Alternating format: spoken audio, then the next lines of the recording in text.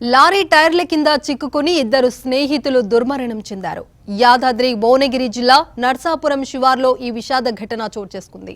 మోత్కూరు మండలం దత్తప్కగూడెన్కి చెందిన కుక్కలసాయి దాచారం గ్రామానికి చెందిన బొల్ల దీక్షిత్ పోటీ పరీక్ష రాయడానికి పల్సర్ బైక్పై భువనగిరి వెళ్లారు.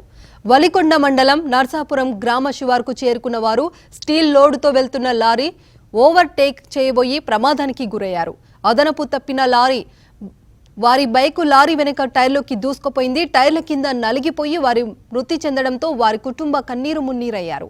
టైర్ల కింద చిక్కుకున్న మృతదేహాలను పోలీసులు స్థానిక సహాయంతో అతి కష్టం మీద బయటికి తీశారు.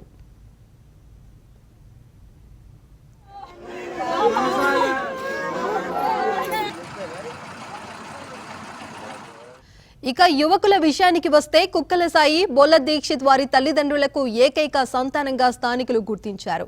దీక్షిత్ తండ్రి 3 ఏళ్ల కిందట పిడుగుపడి మృతి చెందాడు. ఇప్పుడు ఒక్కగానొక్క కుమారుడు రోడ్డు ప్రమాదానికి గురై మృతి చెందడంతో దీక్షిత్ తల్లి గుండె విరిసేలా రోధిస్తుంది. సంఘటన స్థలానికి చేరుకున్న పోలీసులు మృతదేహాలను పోస్టుమార్టం కోసం భువనగిరి ఏరియా ఆసుపత్రికి తరలించారు.